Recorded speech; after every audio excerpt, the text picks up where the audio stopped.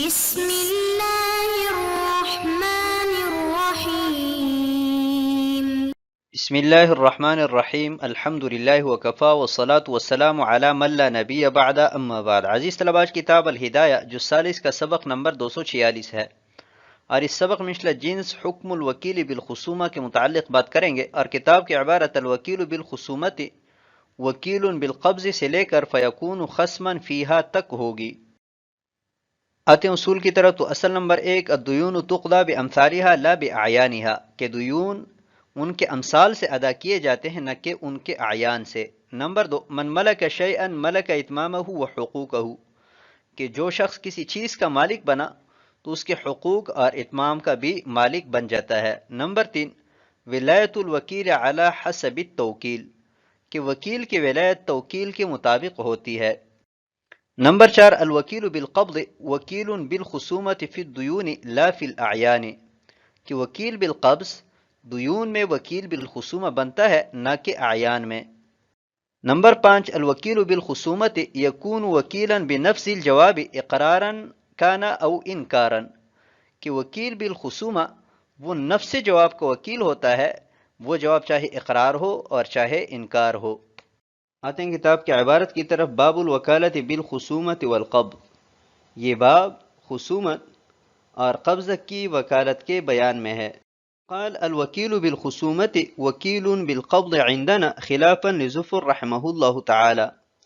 وکیل بالخصومہ وکیل بالقبض ہے ہمارے ہاں، اور امام ظفر رحمہ اللہ تعالی کا اس میں اختلاف ہے. هو یقول رضی بخصومته والقبض غیر الخصومت ولم یرضى به، وہ کہتے ہیں کہ موکل اس کی خصومت پر راضی ہوا ہے اور قبضہ کرنا خصومت کے علاوہ ہے اور وہ اس پر راضی نہیں ہوا ہے. وَلَنَا أَنَّ مَنْ مَلَكَ شَيْئًا مَلَكَ إِتْمَامَهُ، اور ہماری دلیل یہ ہے کہ جو شخص کسی چیز کا مالک بنا تو اس کو پائے تکمیل تک پہنچانے کا مالک ہوگا. وَتَمَامُ الْخُصُومَةِ وَانْتِهَاؤُهَا بِالْقَبْضِ، اور خصومت کا پورا ہونا اور اپنے انتہا تک پہنچنا قبضہ سے ہیں. والفتوى اليوم على قول ظفر رحمہ اللہ تعالی لظہور الخیانة فی الوکلاء، اور وکیلوں میں خیانت ظاہر ہونے کی وجہ سے فتویٰ آج کل امام ظفر رحمہ اللہ تعالی کے قول پر ہے. وقد یؤتمن علی الخصومت من لا یؤتمن علی المال، اور بسا اوقات اس شخص کی خصومت پر اطمینان ہوتا ہے کہ جس کے مال اصول کرنے پر اطمینان نہیں ہوتا. ونظیرہ الوکیل بالتقاضی، اور اس کی نظیر قرضہ طلب کرنے کا وکیل ہے. یملک القبض علی اصل الروایت، کہ جو اصل روایت کے مطابق قبضے کا اختیار رکھتا ہے. لأنہ فی معناہ وضعا، اس لیے کہ تقاضی قبضہ کرنے کے معنی میں ہے لغتاً. الا ان العرف بخلافہ، مگر عرف اس کے خلاف ہے. وہو قاض علی الوضع، اور عرف غالب ہے لغت پر. والفتوى اليوم على انہ لا یملک، اور فتویٰ آج کل اس پر ہے کہ وہ قبضے کا مالک نہیں ہے. باب الوکالت بالخصومت والقبض، یہاں سے نیا باب شروع ہو رہا ہے جس میں وکیل بالخصومہ اور وکیل بالقبض کے متعلقہ احکامات بیان کیے جائیں گے. تو پہلا مسئلہ یہ ہے کہ ایک شخص کو خصومت کا وکیل بنایا گیا. مثلا ایک آدمی کا دوسرے کے ذمے دین تھا، قرض تھا، وہ منکر تھا، تو اس دین کے اس بات کے لیے کسی کو وکیل مقرر کیا کہ آپ جا کر مجلس قضا میں میری طرف سے مقدمہ لڑیں. تو وکیل بالخصومہ اس بات دین کے بعد اس دین پر قبضہ بھی کرے گا کہ نہیں کر سکتا، تو یہ مختلفی ہے جمہور احناف اور امام ظفر رحمہ اللہ تعالی کے مابین. جمہور احناف کے ہاں وکیل بالخصومہ وکیل بالقبض بھی ہے، یعنی اس بات دین کے بعد دین پر قبضہ بھی کرے گا. اور امام ظفر رحمہ اللہ تعالی فرماتے ہیں کہ نہیں، وکیل بالخصومہ کا کام صرف خصومت کرنا ہے، دین کو ثابت کرنا ہے، قبضہ کرنا اس کا کام نہیں ہے، کیونکہ موکل کی طرف سے اس کو صرف خصومت کی ذمہ داری سونپی گئی ہے. لہٰذا موکل صرف خصومت پر رضامند ہے، دین پر قبضہ کرنے کے لیے رضامندی کا اظہار نہیں کیا ہے. وَلَنَا أَنَّ مَنْ مَلَكَ شَيْئًا مَلَكَ إِتْمَامَهُ، جمہور احناف کی دلیل ایک اصل اور ضابطہ ہے، اور وہ یہ ہے کہ جو شخص کسی چیز کا مالک بنا تو وہ اس کو پائے تکمیل تک پہنچانے کا بھی مالک ہوتا ہے۔ یہاں پر جس شخص کو خصومت کا وکیل بنایا ہے تو یہ شخص خصومت کے نتیجے میں ثابت ہونے والی چیز پر قبضہ کرنے کا بھی مالک ہوگا۔ مثلا اس بات دین کے لیے کسی کو وکیل بنایا، تو اگر وکیل نے دین کو ثابت کر دیا تو ثابت کرنے کے بعد اس دین پر قبضہ بھی یہی وکیل کرے گا۔ والفتوى اليوم على قول ظفر رحمہ اللہ تعالی، صاحب ہدایہ فرماتے ہیں کہ آج کل وکلاء میں خیانت عام ہو گئی ہے، تو ظہور خیانت کی وجہ سے فتویٰ امام ظفر رحمہ اللہ تعالی کے قول پر دیا جائے گا، کیونکہ بسا اوقات ایک شخص پر خصومت کی حد تک تو اعتماد کیا جاتا ہے، لیکن دین کی اصولی اور دین پر قبضہ کرنے کا اعتماد اس پر نہیں کیا جاتا۔ تو اس وجہ سے فتویٰ امام ظفر رحمہ اللہ تعالی کے قول پر ہوگا کہ وکیل بالخصومہ صرف خصومت کرے گا، اس بات دین کے بعد قبضہ کرنے کے لیے موکل خود جائے گا۔ وَنَظِيرُهُ الْوَكِيلُ بِالتَّقَاضِي، یہاں سے اس مسئلہ کے لیے ایک نظیر پیش کر رہے ہیں کہ وکیل بالخصومہ وکیل بالتقاضی کی مانند ہے، یعنی وہ وکیل کہ جسے قرض طلب کرنے کے لیے وکیل بنایا گیا۔ تو جس شخص کو قرض طلب کرنے کے لیے وکیل بنایا گیا ہے تو مبسوط کی روایت کے مطابق قرض پر قبضہ بھی وہی کرے گا، اس لیے کہ تقاضی اور قبضہ یہ دونوں لغتاً ایک ہی ہے، مگر عرف اس کے خلاف جاری ہے کہ جس شخص کو قرضہ طلب کرنے کے لیے وکیل بنایا جاتا ہے تو عرفاً وہ قبضے کا مالک نہیں ہوتا، اور عرف لغت سے زیادہ قوی ہے، تو اس وجہ سے آج فتویٰ اسی پر دیا جائے گا کہ دین طلب کرنے کے لیے جس کو وکیل بنایا ہے وہ قبضہ کرنے کا مالک نہیں ہے۔ آتے ہیں اگلی عبارت کی طرف، قال فَإِن كَانَ وَكِلَيْنِ بِالْخُصُومَةِ لَا يَقْبِضَانِ إِلَّا مَعًا، کہ اگر وکیل بالخصومہ دو ہو تو وہ قبضہ نہیں کریں گے مگر دونوں مل کر، لِأَنَّهُ رَضِيَ بِأَمَانَتِهِمَا لَا بِأَمَانَةِ أَحَدِهِمَا، اس لیے کہ موکل ان دونوں کی امانت پر راضی ہوا ہے نہ کہ ان دونوں میں سے ایک کی امانت پر۔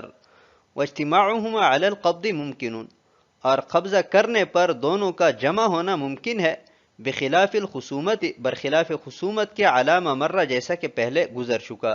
والوکیل بقبض الدین یکون وکیلا بالخصومت عند ابی حنیفہ رحمہ اللہ تعالی، اور دین پر قبضہ کرنے کا وکیل خصومت کا وکیل ہوگا امام اعظم ابو حنیفہ رحمہ اللہ تعالی کے نزدیک، یہاں تک کہ اگر اس پر بینہ پیش کیا گیا کہ موکل دین اصول کر چکا ہے یا وہ مقروض کو بری کر چکا ہے، تقبل عنده، تو امام صاحب کے ہاں قبول کیا جائے گا۔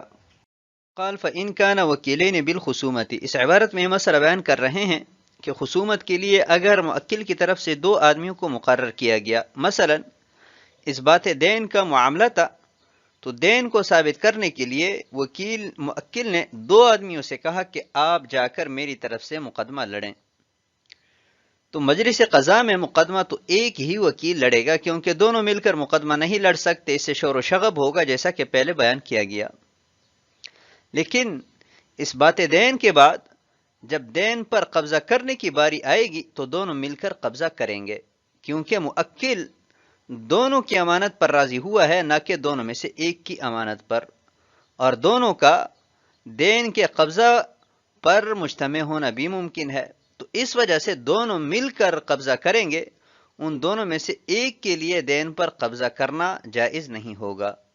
قال والوکیل بقبض الدین یکون وکیلا بالخصومہ، اس عبارت میں یہ مسئلہ بیان کر رہے ہیں کہ دین پر قبضہ کرنے کے لیے کسی کو وکیل بنایا گیا تو وہ وکیل بالخصومہ بھی ہوگا کہ نہیں، اس میں اختلاف ہے امام اعظم ابو حنیفہ اور صاحبین کے مابین۔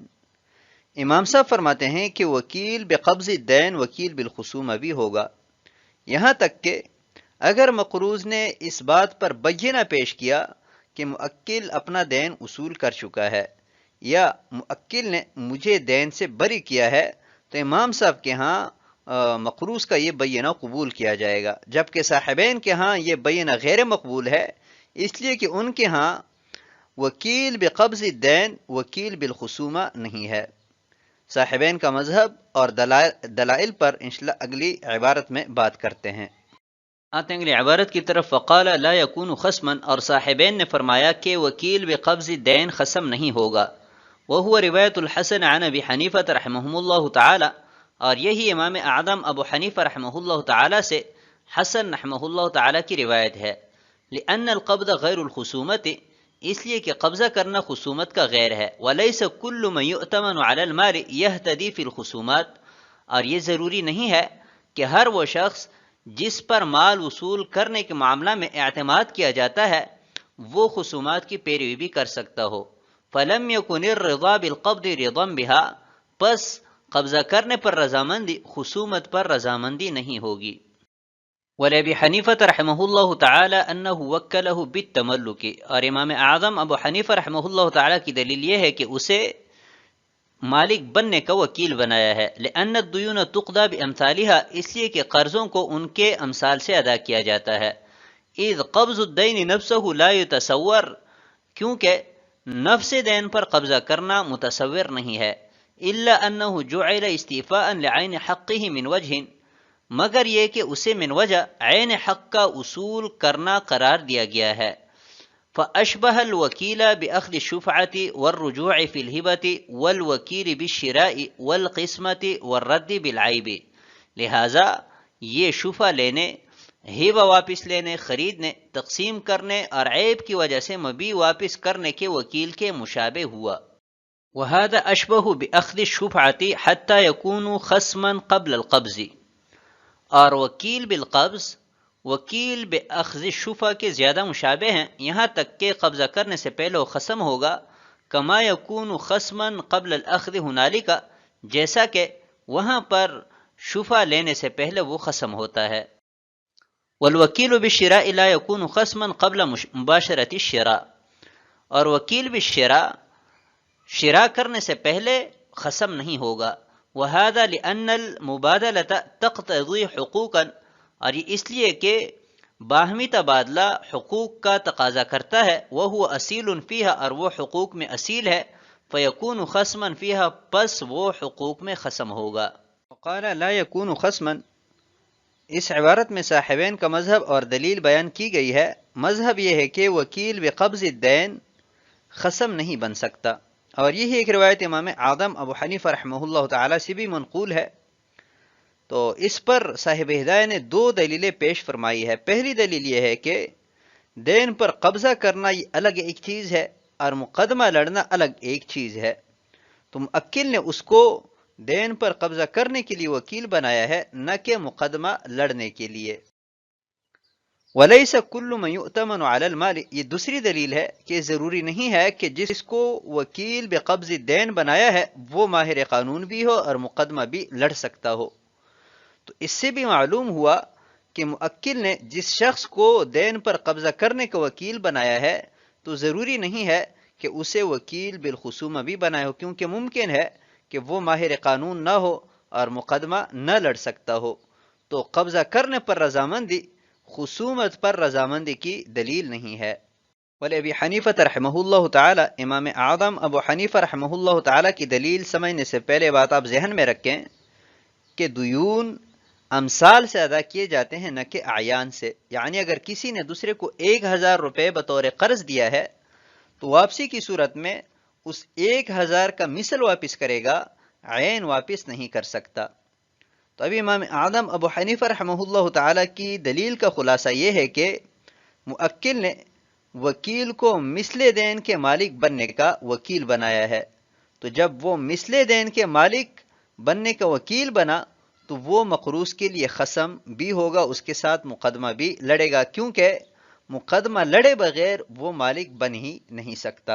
الا انہ جعل استیفاء لعین حقہ، اب ذہن میں سوال آ سکتا ہے کہ جب دیون امثال سے ادا کیے جاتے ہیں، اعیان سے ادا نہیں ہو سکتے، تو یہ کیسے کہا جا سکتا ہے کہ قرض دینے والے نے اپنے حق پر قبضہ کیا؟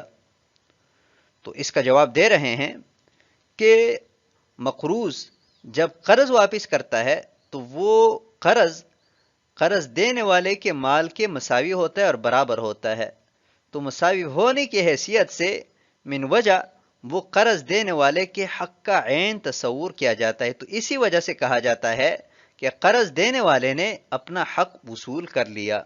شبہ الوکیل بأخذ الشفعۃ، یہاں سے صاحب ہدایہ یہ بیان فرما رہے ہیں کہ وکیل بقبض الدین خصم بننے میں وکیل بأخذ الشفع کی مانند ہے، یعنی جیسے شفع لینے کا وکیل مشتری کا خصم بنتا ہے، ایسی ہی وکیل بقبض الدین بھی خصم بنے گا۔ اور اسی طرح کے صاحب ہدایہ نے 5 مسائل ذکر فرمائے، ایک مسئلہ وکیل بأخذ شفع کا، اور ایک مسئلہ رجوع فی الہبہ کا، یعنی ایک شخص نے کسی کو کوئی چیز ہبہ کی، ابھی موہوب لہو سے وہ چیز واپس لینا چاہتا ہے، تو واپس لینے کے لیے کسی کو وکیل مقرر کیا، تو وہ وکیل جو ہے وہ خصم بنتا ہے۔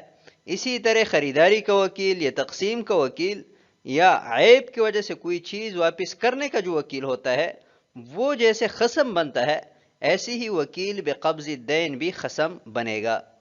وَهَذَا أَشْبَعُ بِأَخْذِ الشُّفْعَةِ، صاحب ہدایہ فرماتے ہیں کہ وکیل بقبض الدین شفع لینے کے وکیل کے زیادہ مشابہ ہیں، کیونکہ شفع لینے کا وکیل حق شفع پر قبضہ کرنے سے پہلے مشتری کا خصم اور مقابل بن جاتا ہے، اور ایسی ہی وکیل بقبض الدین بھی دین پر قبضہ کرنے سے پہلے مدیون کا خصم اور مقابل بن جاتا ہے، برخلاف وکیل بشراء کے کہ وہ خریداری کرنے سے پہلے بائع کا خصم اور مقابل نہیں بنتا، بلکہ شراء یعنی خریداری کے بعد ہی وہ خصم اور مقابل بنتا ہے۔